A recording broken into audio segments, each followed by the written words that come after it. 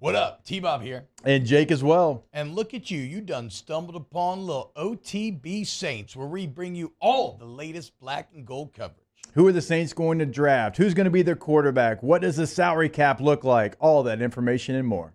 Hope you enjoy it. Like, subscribe. You got Bill Barnwell out here, who I really love. And Bill, there's two Bills on ESPN.com that, in my opinion, make the ESPN Plus subscription worth it. And it's Bill Connolly on the college football side of things, because his articles are always hidden behind the paywall, and it's Bill Barnwell on the NFL side of things. So I love Bill.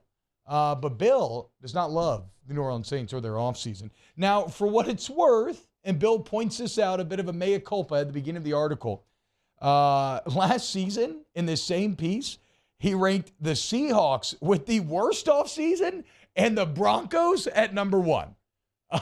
So everybody can be wrong. But again, you can't fault the logic, right? We didn't know that Geno Smith was going to end up being a Pro Bowler. You didn't know that Tariq Woolen was going to become one of the best cornerbacks in the entire league as like a 4th or a 5th round pick.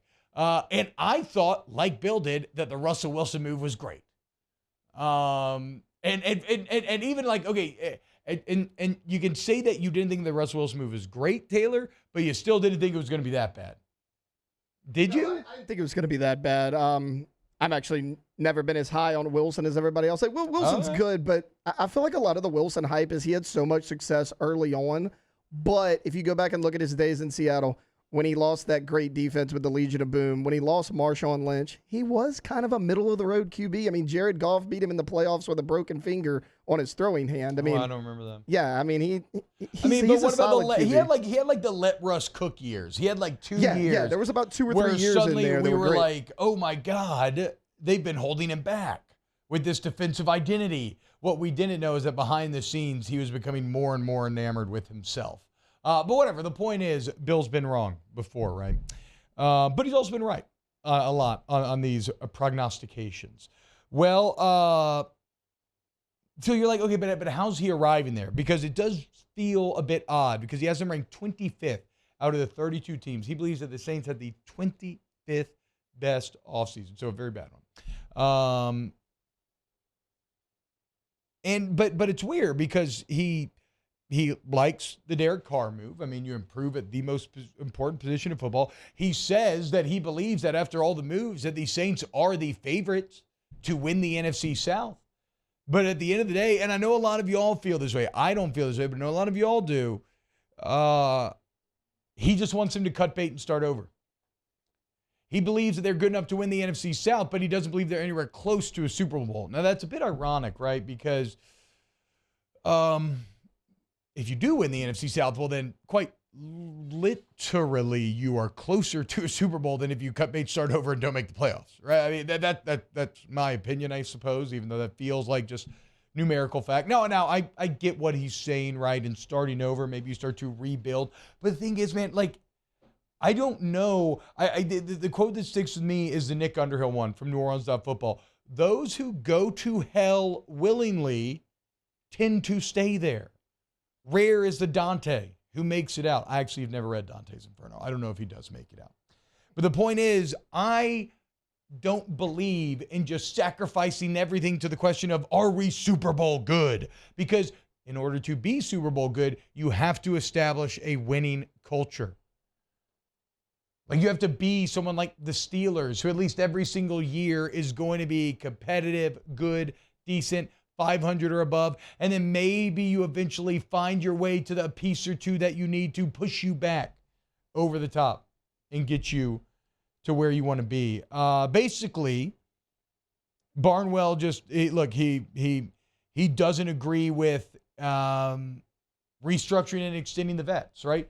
Spending $10 million to bring Mike Thomas back, restructuring and extending Alvin Kamara, Cam Jordan. He doesn't agree with giving Jamal Williams $12 million, who he calls a fun story, but not really worth it.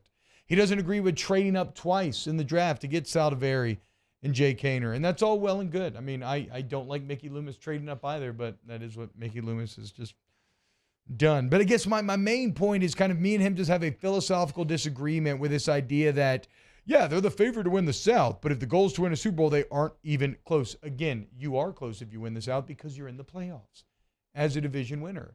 And this is maybe where the local and national perspective differs a bit, is that I don't think that Bill Barnwell cares about the history of the New Orleans Saints and what they are battling against, which is outside of a 15 or 18-year run in the Peyton Breeze era.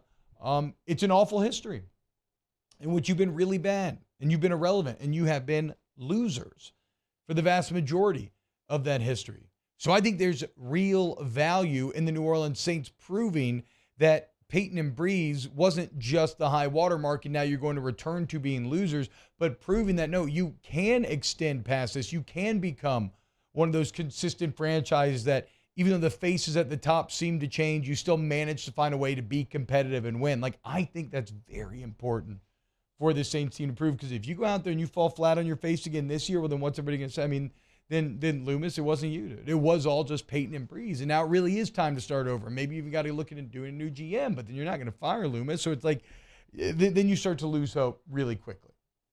So I think winning's important. And miss me with, can you win a Super Bowl? Because, hey, guys, how are you going to get better? How do you get better? If you're a team starting over right now, how do you get better than Pat Mahomes and the Chiefs? How do you get better than Joe Burrow and the Bengals? How do you get better than Josh Allen and the Bills? Jalen Hurts and the Eagles? These are projects that will take years, things breaking your way, and losing is no guarantee of success, right? Winning is a better guarantee, in my opinion. So I love Bill Barnwell. I disagree with that take. But you know what? Like, we got other NFC South teams to look at. Okay, the Bucs, they did exactly what Bill Barnwell wants the Saints to do. They cut bait with all their vets. They are clearly in the Caleb Williams, Michael Penix, Drake May sweepstakes. You have the Falcons, who spend a lot of money but are riding with Desmond Ridder, and then Carolina, who, look, they did the thing.